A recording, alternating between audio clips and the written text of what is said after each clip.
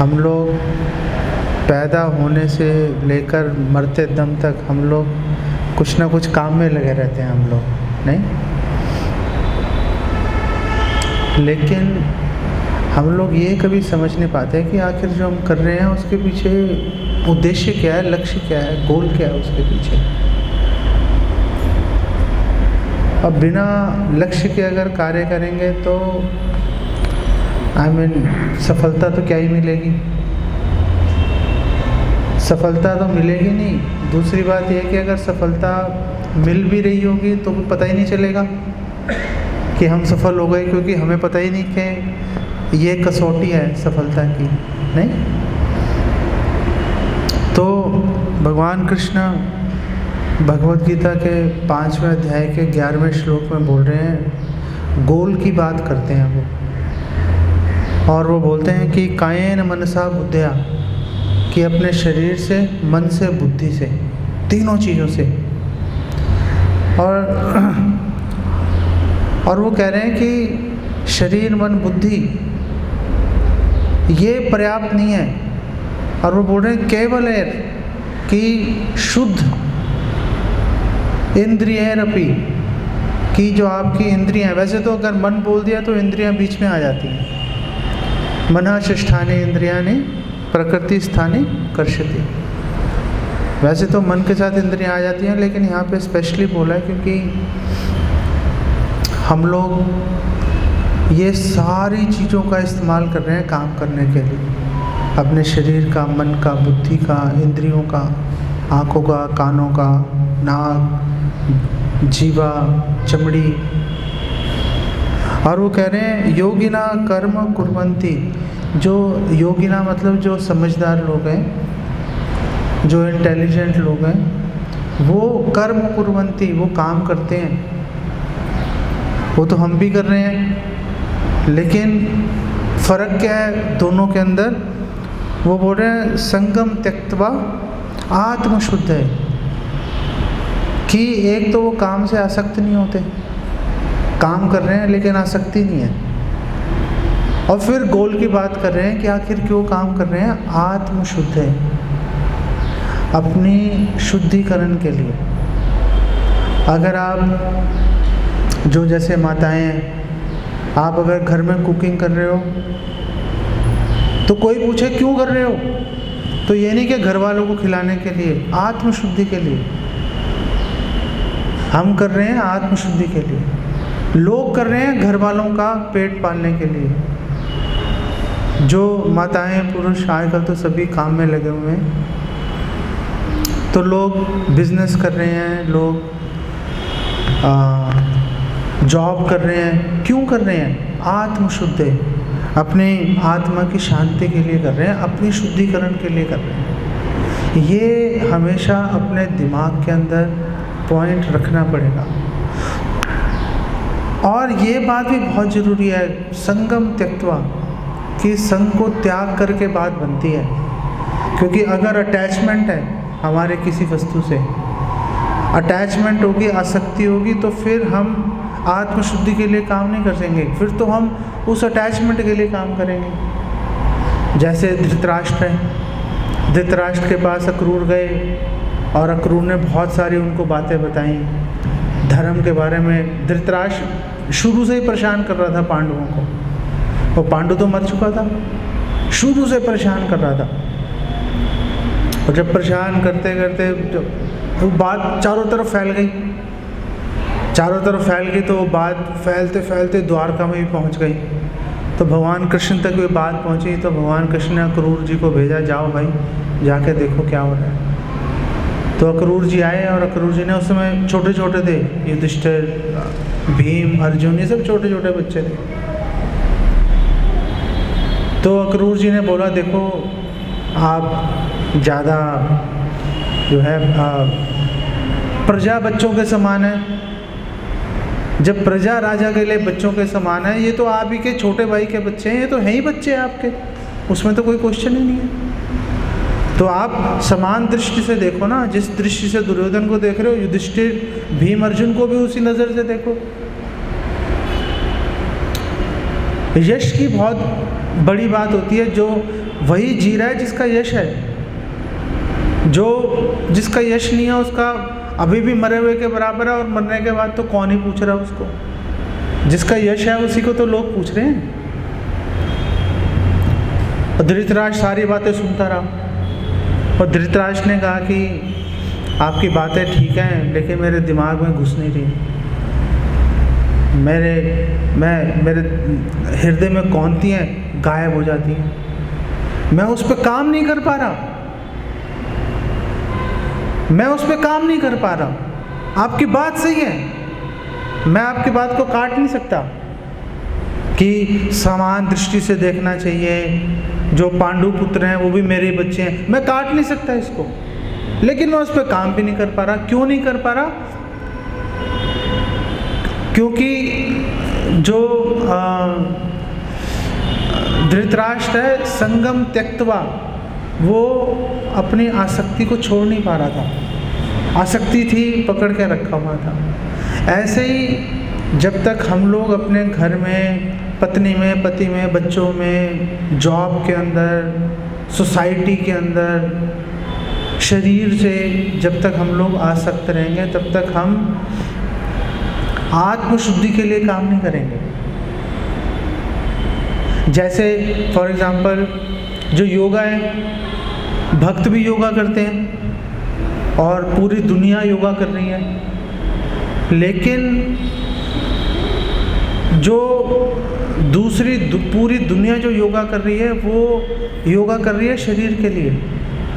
भक्त योगा इसलिए कर रहा है कि वो स्वस्थ रहे और भगवान की सेवा अच्छे से कर पाए। तो संगम त्यक्त्वा, शरीर में आसक्ति नहीं आ रही उसकी आसक्ति शरीर में नहीं आ रही, उसकी आसक्ति जो है वो भगवान की सेवा में आ रही है। उससे आत्मशुद्धि, उससे शुद्धिकरण होगा। उससे वो अपने बारे में सोच ही नहीं रहा, बेसिकली वो अपने बारे में नहीं सोच रहा। जब तक हम आत्मशुद्धि के बारे में बात नहीं करेंगे, तब तक बात नहीं बनेगी, तब तक बात नहीं बनेगी। जितने भी आप देखो लड़ाइयाँ चल रही हैं, स्पेशली आजकल तो हिंदू मुसलमान का कितना झगड़ा चल रहा है, नहीं? पहले तो चलो महात्मा गांधी ने बोल रखा था, टॉलरेट करो भाई, मर जाओ, कोई विरोध मत करना। अब वो वाली बात ख़त्म हो गई। अब तो लोगों ने विरोध करना शुरू कर दिया। वो महाराष्ट्र में कोल्हापुर है, कोल्हापुर में कितना है, औरंगाबाद में, तो वहाँ पे कितना झगड़ा चल रहा है। तो जो मुसलमान हैं वो बोल रहे हैं कि हम तो अल्लाह की बात मान रहे हैं, हम तो जिहाद में लगे हैं। और जो हिंदू हैं वो उनकी बात को काटने के लिए उनसे लड़ने में लगे हुए हैं। तो भगवान कहाँ है पिक्चर में? आत्मशुद्धि कहाँ है? अगर कोई मुसलमानों से पूछे कि आप आके लड़ रहे हो, जिहाद कर रहे हो या धोखा दे रहे हो, उसमें आत्मशुद्धि किधर है? उसके अंदर आत्मशुद्धि के अंदर जो एक बहुत महत्वपूर्ण जो फैक्टर है, कारक है, वो है कि आप सच बोलोगे। अगर झूठ की बुनियाद पे आप क्या बिल्डिंग खड़ी कर सकते हो? झूठ की अगर आपने नींव बनाई, उसके ऊपर आप आध्यात्मिकता की इमारत खड़ी नहीं कर सकते। जैसे जब श्रील प्रभुपाद, जिन्होंने इस्कॉन की स्थापना की, जब ये अमेरिका गए तो पहले तो लोग बोल रहे थे क्यों जा रहे हो, मर जाओगे, ठंड बहुत होती है, कौन सुनेगा तुम्हारी बात, सब लोग काम में लगे हुए हैं वहाँ पर, मत जाओ। तो प्रभुपाद ने बोला नहीं, मुझे गुरु की आज्ञा है, मैं तो जाके रहूँगा। और फिर लोगों ने बोला अच्छा चलो जा रहे हो, ये धोती कुर्ता छोड़ लो, वहाँ पे पैंट कमीज़ डाल के जाना, सूट बूट डाल के जाना। उससे जो है वहाँ पे जाओगे तो लोग तुमसे कुछ बात कर पाएंगे। अगर तुम यही वेशभूषा धारण करके जाओगे तो लोग बोलेंगे पता नहीं कौन है, कहाँ से आ गया, लोग बात ही नहीं करेंगे तुमसे। लेकिन प्रभुपाद ने बोला कि मैं जैसा हूँ और जो मैं कहना चाह रहा हूँ मैं उसको छुपाऊंगा नहीं, मैं उसको छुपाने का कोई प्रयास नहीं करूँगा, मैं जैसा हूँ वैसा ही प्रस्तुत करूँगा, क्योंकि यही वैदिक संस्कृति है। मैं वहाँ पर उनकी जो भोग है उसको अपनाने नहीं जा रहा, मैं अपना त्याग जो वेदों की जानकारी है वो जाके उनको देने वाला हूँ। श्रील प्रभुपाद से पहले भी कई सन्यासी, और एक सन्यासी तो ऐसे हैं जिनकी पूरे भारत में, विश्व के अंदर भी कई यूनिवर्सिटी उनके नाम से खुल रखी हैं। वो भी वहाँ जाके सूट बूट कस के आध्यात्मिकता पे बात कर रहे थे और बोल रहे थे मांस खाओ, मांस खाने से शरीर में ताकत आएगी तो काम कर पाओगे। अरे शरीर में ताकत लाके काम करने की वैदिक हमारा ज्ञान है ही नहीं। हमारा ज्ञान तो आत्मशुद्धि का ज्ञान है। हमारा जो संस्कार है, हमारी जो संस्कृति है, वो इस बात को रिकॉग्नाइज करती है, इस बात को हमेशा याद रखती है कि हम कितने धनवान बन जाएं, जब मर जाएंगे सब छूट जाएगा, सब खत्म हो जाएगा। और जब, क्योंकि मरने पे सब खत्म हो जाएगा, इसलिए उसके ऊपर कितना ही हम जो है ध्यान लगाने की हमें ज़रूरत ही क्या है, क्यों लगाएं हम उसके ऊपर ध्यान।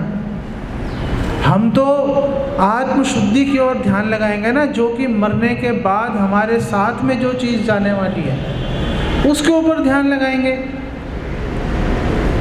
तो श्रील प्रभुपाद ने ऐसा नहीं किया। श्रील प्रभुपाद ने बोला मैं जैसा हूँ, सच की बुनियाद पर, सच की नींव पर मैं आध्यात्मिकता की जो है बिल्डिंग खड़ी करूँगा, और उन्होंने खड़ी कर दी। देखो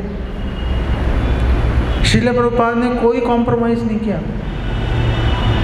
इनफैक्ट प्रभुपाद जब गए अमेरिका में, रहने की जगह नहीं थी उनके पास में, और जब रहने की जगह नहीं थी, वहाँ पे एक भारतीय था महेश योगी, उसके वहाँ जाके रह रहे थे।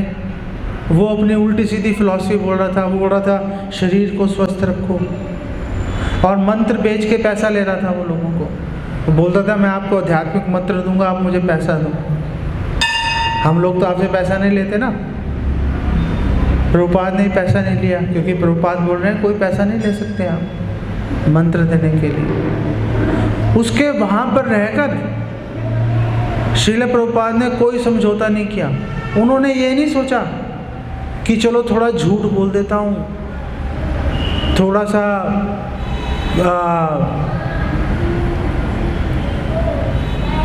धन्यवाद।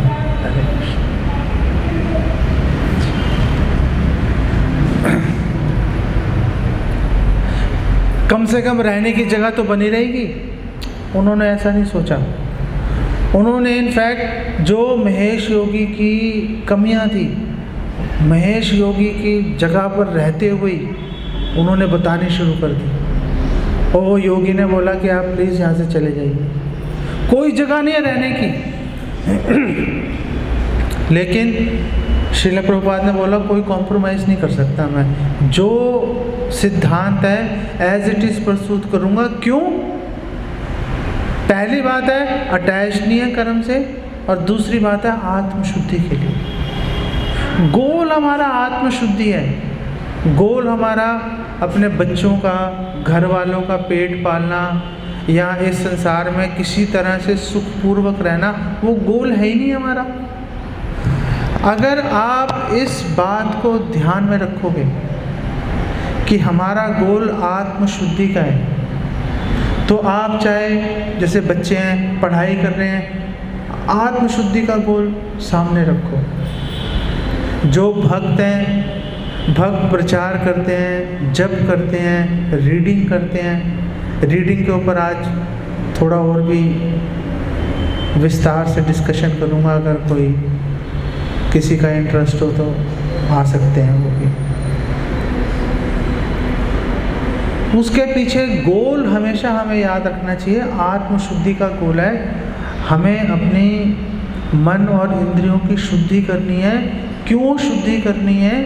क्योंकि हम अपनी इंद्रियों को शुद्ध करके उन शुद्ध इंद्रियों को केवल एक इंद्रियरपि, जो शुद्ध इंद्रियां हैं उसको हम भगवान की सेवा में नियोजित कर देंगे। गोल यही है, पीछे गोल यही है। गोल के बारे में जानकारी इसलिए इम्पोर्टेंट है कि जो हम सोच के चलते हैं उसके अनुसार हमें फल की प्राप्ति भी होती है। आप अगर कोई यज्ञ कर रहे हो, यज्ञ के पीछे जो संकल्प आपका क्या है यज्ञ करने का, उससे आपको फल की प्राप्ति होगी। अगर आप यज्ञ कर रहे हो भौतिक सुखों की प्राप्ति के लिए, चाहे आप हरे कृष्णा कीर्तन ही कर रहे हो, तो उससे जो कृष्ण कीर्तन प्रदान कर सकता है, जो उसकी ताकत है प्रदान करने की, वो नहीं करेगा। भगवान ये देखेंगे कि आपके अंदर संकल्प क्या चल रहा है, आप आखिर ये काम कर क्यों रहे हो, आप ये काम कर क्यों रहे हो, उसके ऊपर बात चलती है। तो अगर हम हरे कृष्णा कीर्तन में आए, हम इन प्रोग्राम्स में आए ये सोचकर कि हमें कुछ सुख मिलेगा, तो आपको सुख मिल जाएगा, लेकिन जो उससे हम प्राप्त करना चाह रहे थे वो हम उससे प्राप्त नहीं कर पाए।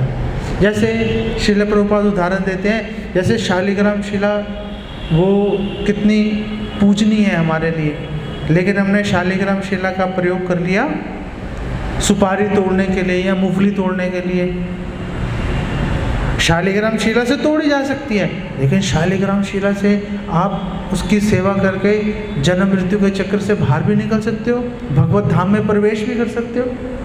लेकिन हमने सामान तोड़ने के लिए उसका इस्तेमाल कर लिया, वो आखिर गोल नहीं है। तो गोल के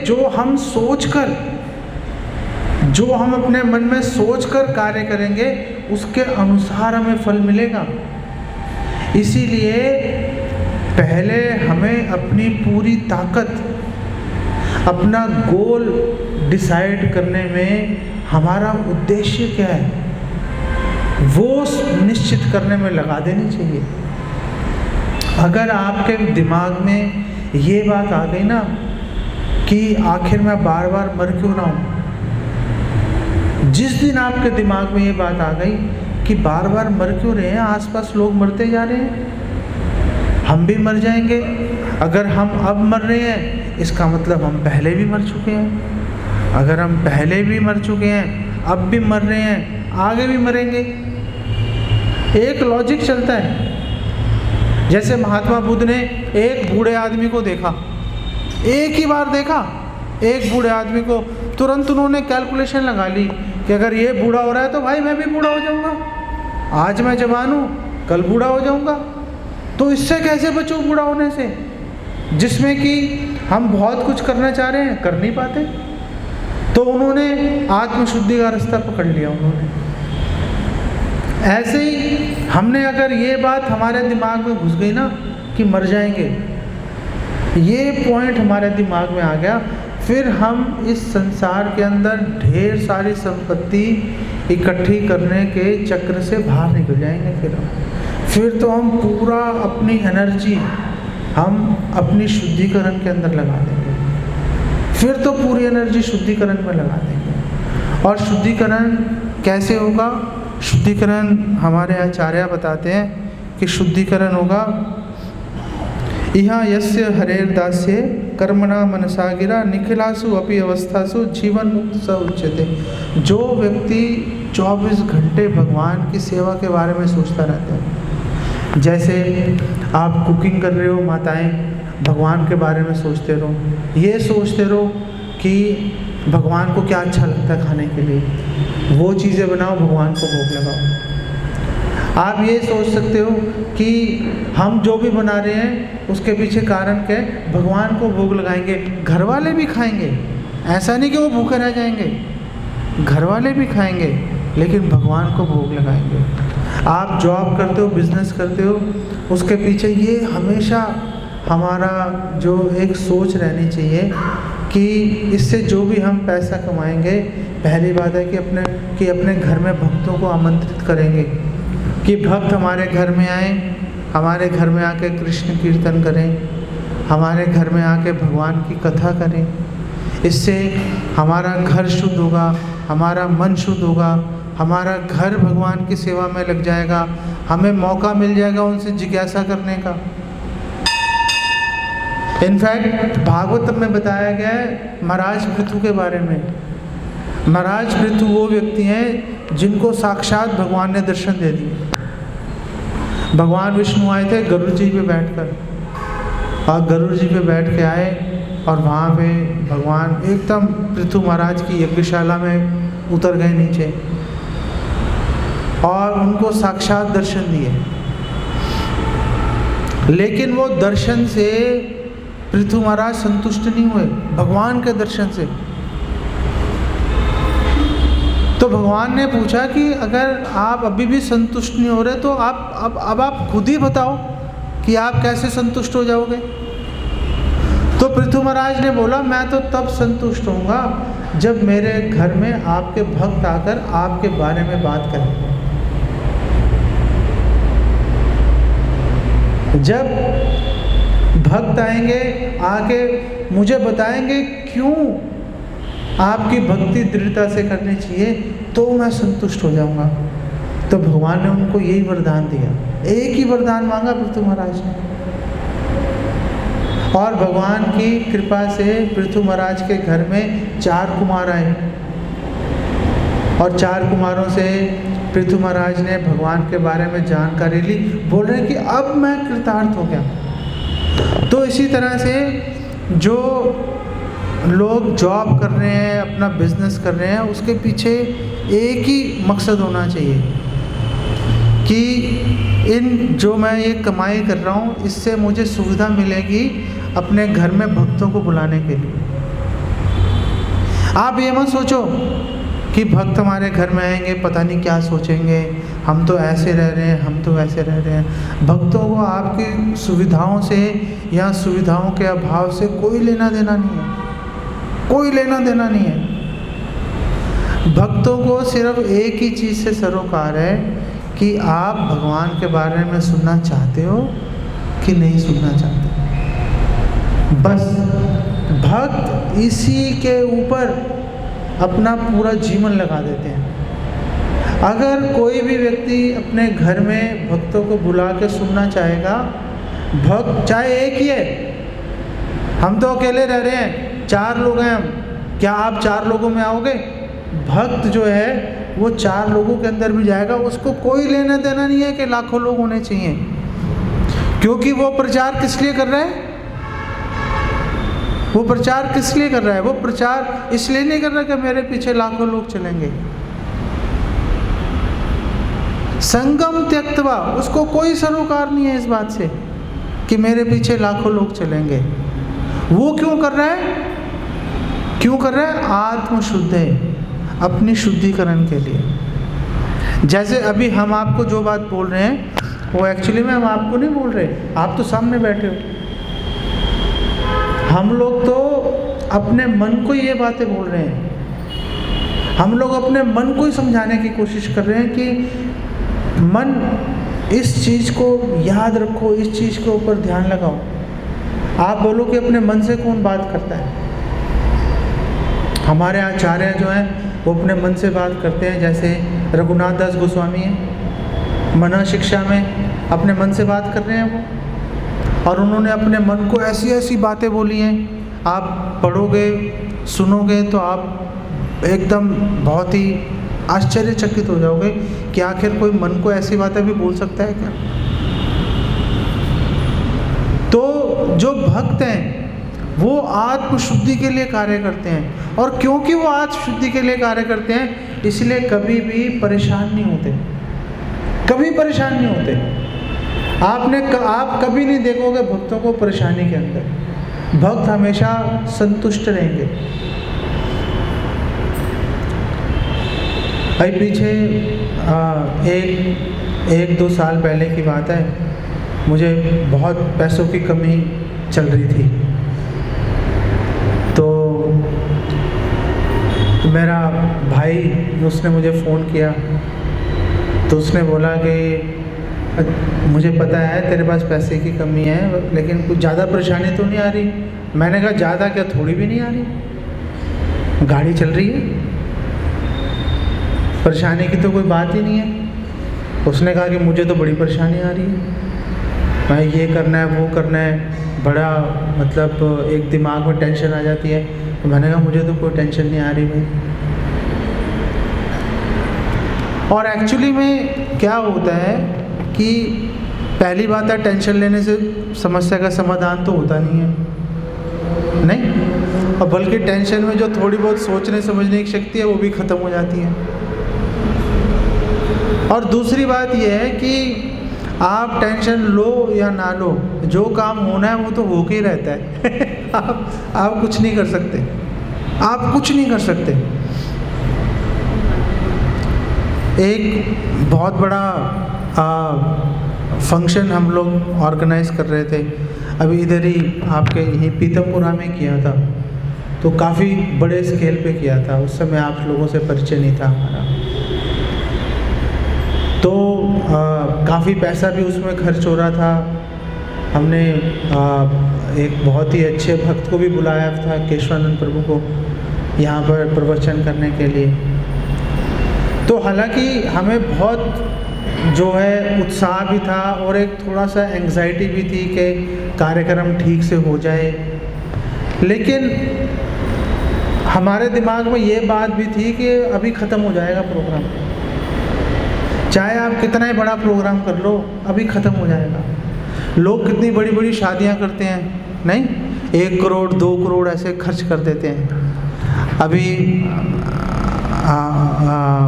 मेरी एक रिलेटिव है, वो अपने बच्चे की शादी कर रही है, उसमें कह रही है हम 6 करोड़ रुपए लगाएंगे। अच्छा भाई, 6 करोड़ रुपए लगाओगे तो क्या हो जाएगा, पूरी ज़िंदगी चलता रहेगा फंक्शन, वो ख़त्म हो जाएगा भाई।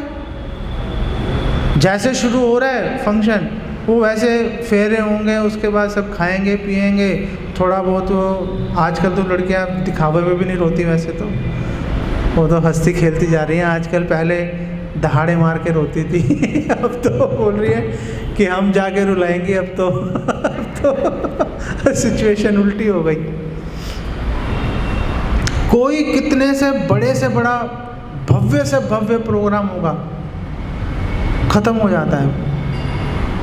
और जब वो ख़त्म ही हो रहा है तो उसके पीछे इतना एक्साइट होने की ज़रूरत क्या है, अभी कार्यक्रम हो रहा है ख़त्म हो जाएगा। ऐसे ही अगर घर में किसी की डेथ हो गई, अब हो गई डेथ, अब क्या करें, अब डेथ हो गई, अब उसके पीछे शोक करने से कुछ हासिल तो हो नहीं रहा।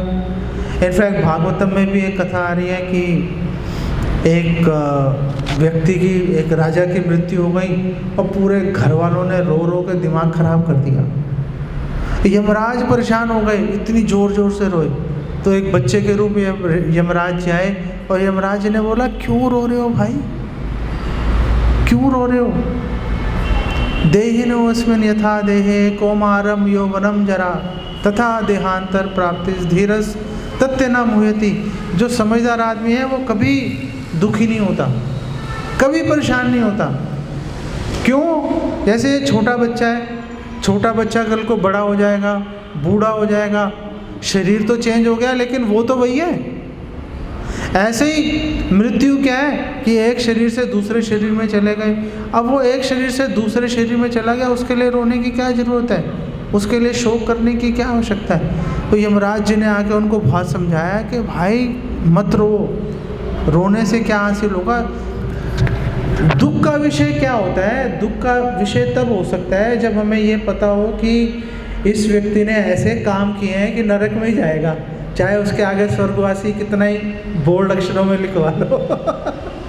तो तब दुख का विषय हो सकता है। लेकिन अगर सात्विक जीवन बिताया, आत्मशुद्धि के लिए काम किया, उसके मरने का शोक क्यों किया जाए? जैसे ध्रुव महाराज है, ध्रुव महाराज ने मौत के सिर पे पैर रखा और पुष्पक विमान में चढ़ गए। तो अब ध्रुव महाराज पुष्पक विमान में चढ़ के वैकुंठ जा रहे हैं। अब भाई उनकी शरीर, उनका जो है अब हमारे बीच में नहीं रहे, उनके लिए हम शोक क्यों करें? उनके लिए शोक क्यों करें? जैसे भागवतम के 5वें स्कंद में हमें वर्णन आता है जड़ भरत का। भरत महाराज हैं, भरत महाराज मरते हुए शरीर छोड़ते समय उन्होंने हिरण के बारे में सोचा, अगला जन्म हिरण का मिल गया। तो फिर साधुओं के बीच में रह रहे थे, उनको ये अंदाज़ा था कि मैंने बहुत भारी गलती कर दी। संगम त्यक्त्वा, मैंने आसक्ति छोड़ी नहीं, घर की आसक्ति छोड़ के आया, मैंने हिरण में आसक्ति डाल ली, हिरण का बच्चा बन गए। अब जब हिरण का शरीर छोड़ रहे थे तो उन्होंने सोच लिया था दोबारा ये गलती नहीं करूँगा, तो वापस ब्राह्मण कुल में जन्म लिया उन्होंने, जड़ भरत नाम रखा उनका, और कोई शोक नहीं करते थे, कोई खुशी नहीं मनाते थे। शरीर उनका एकदम मोटे था, मतलब हृष्ट पुष्ट शरीर था। खाते क्या थे? खाते क्या थे? उनके भाई उनको सरसों की खली खिलाते थे, रोटी तक नहीं खिलाते थे। जो सरसों का वो बीज, उन्होंने उसको पीस कर तेल निकाल लिया, जो बचा कुचा जो खली होती है सरसों की, जो गाय भैंसों को खिलाई जाती है, वो खिलाते थे। वो खा के अपना आराम से रह रहे हैं। उन्होंने कभी नहीं कहा अरे भाई ये क्या खिला रहे हो, तुम लोग तो रोटी खा रहे हो, पराठे खा रहे हो, मुझे तुम सरसों की खली खिला रहे हो, कभी नहीं कहा उन्होंने। और एक बार ऐसे ही अपना ध्यान में जा रहे थे तो एक राजा पालकी में जा रहा था, राजा रहुगण अपनी पालकी में जा रहा था, तो एक जो क्या बोलते हैं, कहार बोलते हैं, क्या बोलते हैं, कहार बोलते हैं ना, तो वो उसकी तबीयत खराब हो गई, तो एक कहार की आवश्यकता आ गई, कुली की। तो उन्होंने देखा ये मोटा ताजा आदमी है, पकड़ लो इसको। तो हालांकि आत्मशुद्धि को सिद्ध कर चुके जड़ भरत, उनको पकड़ लिया, उनको बोला चल भाई लग जा पालकी उठाने में। उसने ठीक है जी। उन्होंने ये नहीं कहा अरे तुम्हें पता नहीं मैं कौन हूँ, मैं तो भगवान को प्राप्त कर चुका हूँ। और इनफैक्ट कुछ समय पहले ही क्या हुआ था कि क्योंकि हट्टे कट्टे थे वो, तो उनको डाकू ले गए बलि देने के लिए, काली माता को बलि देने के लिए डाकू उठा के ले गए। और जब बलि देने लगे, लेकिन क्योंकि वो विष्णु भक्त हैं जड़ भरत, तो माँ काली एकदम प्रकट हो गई और उसी जो है फरसे से वो सारे डाकुओं को मार दिया, विष्णु भक्त को बचाने के लिए। विष्णु भक्त पर कभी कोई आँच नहीं आने देता, कभी कोई आँच नहीं आने देता। तो हमारे जैसा आदमी होगा, हम सोचेंगे देखो हमारे लिए तो माँ काली सामने आ गई, हम कोई साधारण व्यक्ति थोड़े ना। लेकिन जड़ भरत क्योंकि पूरी तरह से भगवान में उनका मन लगा हुआ था, इसलिए उनको बोला चलो भाई पालकी उठाओ। उन्होंने पालकी उठानी शुरू कर दी। अब वो पालकी उठा के चल रहे थे तो ज़मीन पे देख रहे थे चींटियों को कि चींटियाँ पैर के नीचे ना आ जाए, तो पालकी डगमगा रही थी। तो रघुगण ने बोला कटाक्ष करते हुए, अरे तुम थक गए हो ना, अभी अभी उठाई थी पालकी, अरे तुम तो बहुत देर से बोझा उठा के चल रहे हो, थक गए हो गए। कटाक्ष मतलब आपने किसी को गुस्से में बोल दिया, उसका ज़्यादा असर नहीं होता। अगर आपने किसी पे कटाक्ष कर दिया, उसका बहुत भारी असर होता है उसका। जड़ भरत ने सुना, कोई असर ही नहीं है, वो फर्क ही नहीं पड़ रहा, चींटियों के ऊपर ध्यान लगा के चल रहे हैं। रघुगण ने बोला कि मैं स्वामी हूँ, तुम सेवक हो, अगर ढंग से नहीं करोगे तो तुम्हें दंड दूंगा, तुम्हें सुधारने के लिए। अब जड़ भरत ने बोला उनको, महाराज रघुगण को, उन्होंने बोला कि देखो जहाँ तक आप कह रहे हो कि आप मुझे दंड दोगे, तो दंड देने से फ़ायदा क्या है? अगर कोई एक आदमी पागल है, आप उसको कितना ही सुधारो, कितना ही दंड दे दो, वो क्या ठीक हो जाता है? वो तो ठीक नहीं होता। तो दंड देने का आपका फ़ायदा क्या है? महाराज रघुकुंड ने कहा यार बात तो ठीक कह रहा है ये कि अगर किसी पागल को आप उतना ही समझा लो, कितना ही उसको मार लो, उसको मिठाई खिला दो, वो वैसा ही रहता है, कोई असर तो होता नहीं उस पर। तो इसको दंड दूंगा, इसको फ़ायदा क्या होगा दंड देने का। और फिर जड़ भरत ने बोला कि देखो आप बोल रहे हो कि बोझ उठा रहे हो, बहुत देर से बोझ उठाया हुआ है, तुम थके हो गए। तो उन्होंने बोला देखो आपकी बात सही है कि मैंने आत्मा ने इस शरीर का बोझ बहुत देर से उठा रखा है, मैं बहुत थक रहा हूँ, मैं अब तो इसको छोड़ना चाहता हूँ। ये जो शरीर का बोझ मैं उठा कर चले जा रहा हूँ उसको मैं छोड़ना चाहता हूँ। ये आपकी बात ठीक है, आप जो कह रहे हो। और उन्होंने बोला कि तुमने कहा कि मैं स्वामी हूँ, तुम सेवक हो। उन्होंने कहा बहुत ठीक बात है, बहुत अच्छी बात है कि आप स्वामी हो, मैं सेवक हूँ, लेकिन क्या आपको पता है कि ये तो टेम्परेरी है, ये तो टेम्परेरी है। हो सकता है अगले जन्म में मैं स्वामी बन जाऊँ, आप सेवक बन जाओ। ये तो टेम्परेरी है ना।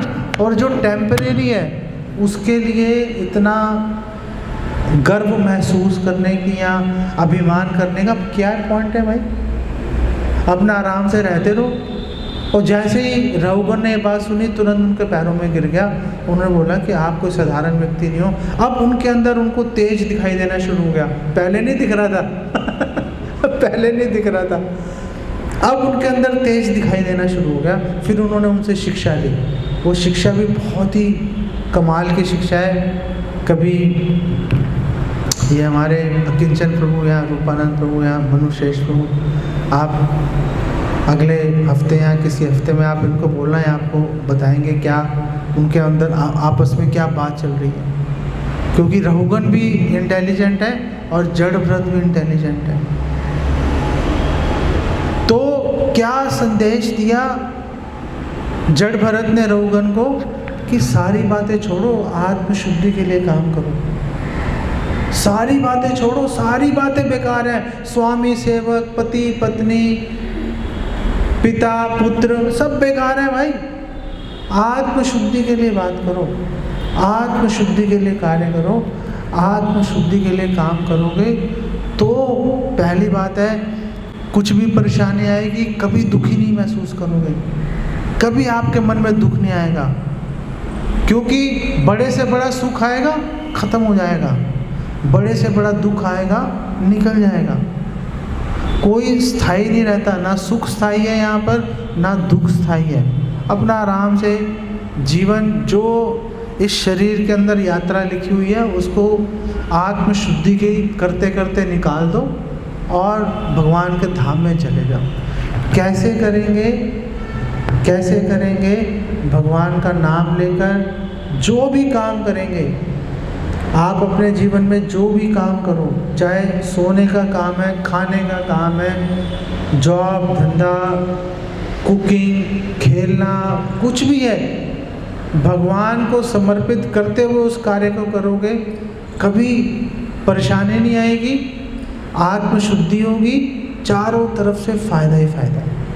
ठीक है, इसको यहाँ पे विराम देते हैं। आप लोग कुछ क्वेश्चन पूछना चाहो तो आप पूछ सकते हो।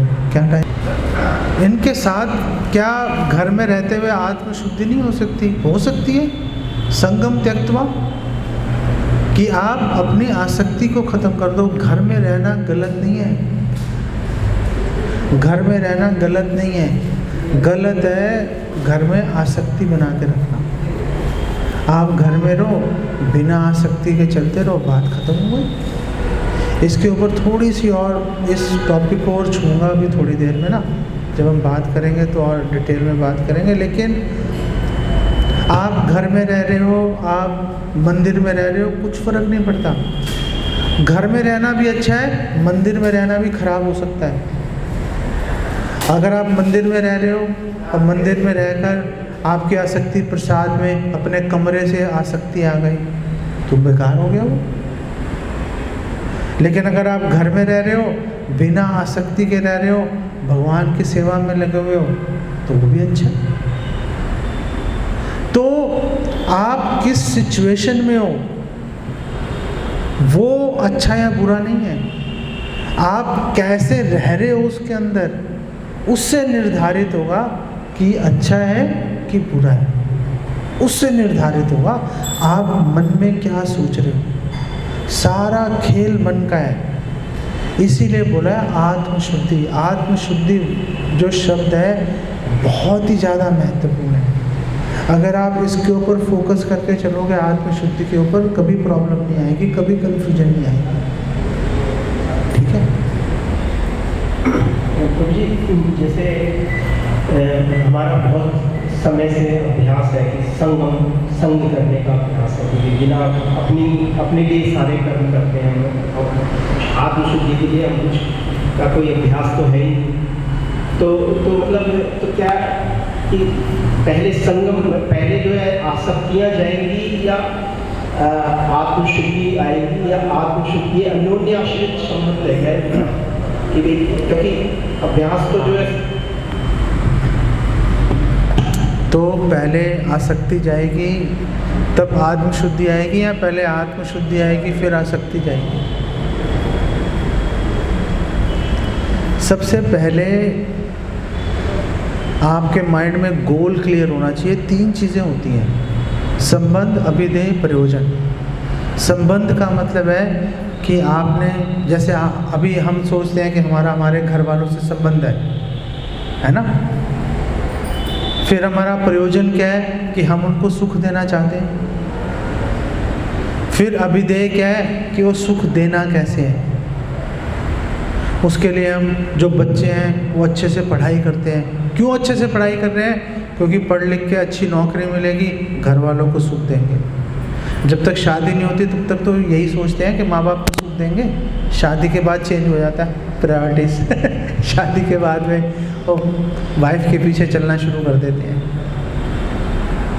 तो पहले तो प्रयोजन क्लियर होना चाहिए कि हमारा प्रयोजन आत्मशुद्धि है। जब आपका गोल, प्रयोजन क्लियर हो गया, उसके बाद में अभिधेय, और अब उसके बाद अभिधेय शुरू होता है, और अभिधेय के अंदर प्योरिफिकेशन और प्रैक्टिस दोनों साथ साथ चलती हैं, दोनों साथ साथ चलती हैं। तो उस समय जो भक्त है उसको ये प्रिंसिपल लगा लेते हैं, आनुकूलेन संकल्पा प्रतिकूलस्य वर्जनम, कि आत्मशुद्धि के लिए, भक्ति के लिए जो अनुकूल है उसको स्वीकार करेंगे, जो प्रतिकूल है उसको छोड़ते जाएंगे। उससे क्या होगा? उससे हमारी आत्मशुद्धि होती रहेगी। लेकिन आत्मशुद्धि का गोल है, वो गोल हमें पहले से पता होना चाहिए।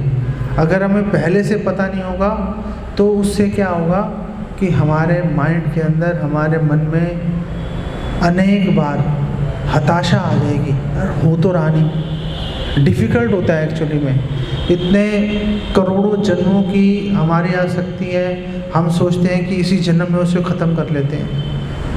पॉसिबिलिटी है लेकिन डिफ़िकल्ट भी है। तो उसमें अगर हमारा गोल क्लियर नहीं है, जब हम अभ्यास करेंगे, कभी हमें लगेगा कि आगे बढ़ रहे हैं, कभी लगेगा नहीं बढ़ रहे, वहीं पे खड़े हैं, कभी कभी तो ऐसा लगेगा पीछे आ गए। तो मन में निराशा आ जाएगी, हताशा आ जाएगी। वो दूर कैसे होगी? गोल पे अगर आपकी नज़र रहेगी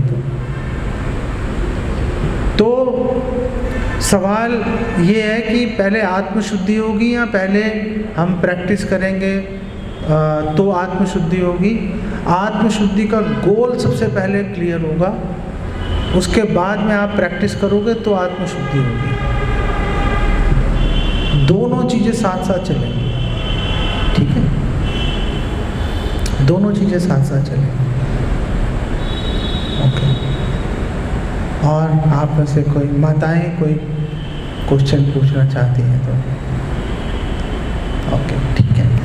आप सब अच्छे से भक्ति करो। कोई भी मन में, अपने घर में आप भक्तों को आमंत्रित करो। कई बार क्या होता है कि सबके सामने प्रश्न पूछने में थोड़ी सी संकोच होता है।